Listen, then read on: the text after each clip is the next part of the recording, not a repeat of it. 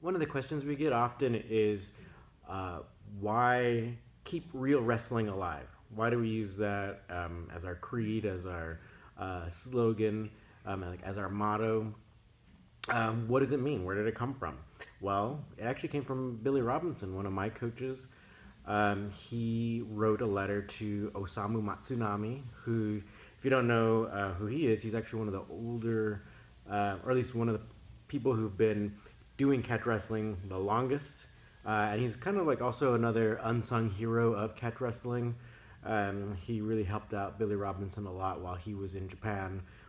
And later, when he opened his own gym in Kyoto, Japan, um, Billy and also Roy Wood kind of helped him, and they decided to call that gym Riley's Gym in Kyoto. So, what people might not know is that um, the Snake Pit wasn't necessarily called the Snake Pit at that time. It was Billy Riley's gym, right? So he was the main coach who coached Billy Robinson and also Roy Wood, amongst other legendary wrestlers.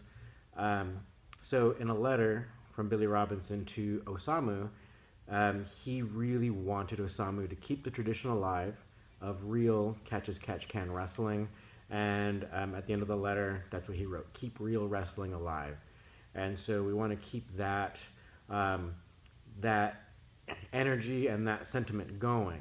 So in doing so, we want to make sure that we never try to show you amateur wrestling and tell you that that's catch wrestling. We never want to show you jujitsu and tell you that that's catch wrestling. We never want to show you pro wrestling techniques and then tell you that that's catch wrestling, because when it's not. It's true that there's some overlap of techniques, but there's some things, say like in jiu-jitsu, that we would just not do in catch wrestling. Some things in pro wrestling that are not practical in real wrestling. So we're not going to show you that. Same thing with amateur wrestling, folk style, freestyle. They have their own rule set, and people in those sports, they are very adapted to that rule set, that point system. So it becomes a different style of wrestling. That's why it has a different name, and it's not catch wrestling. So if we kind of show you things along those styles or going along their protocols that aren't catch wrestling, we're not necessarily going to show you that and call it catch wrestling. We might show you that and then tell you how to counter these techniques, but our promise is to keep real wrestling alive. That's what we're all about. But what we mean is keep catch as catch can wrestling alive, because this is the style where both folk style and freestyle came from. This is the style that really influenced jiu-jitsu.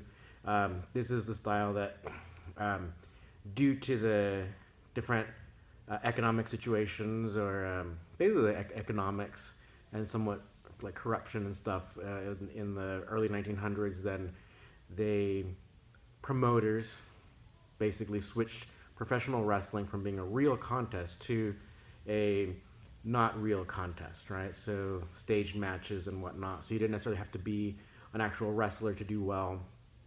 There are different show holds and stuff that might look a certain way, or might look like they're painful to an audience, but you might not be able to get someone into these show holds so easily. So we're not necessarily going to be showing these show holds. We're going to be showing you real like catch wrestling holds, stuff that's really going to help you, not only in a grappling match, but also for self defense. Because a lot of things in catch wrestling are very self defense oriented. So that's our promise to you, to keep real wrestling alive. All right. Thanks for listening.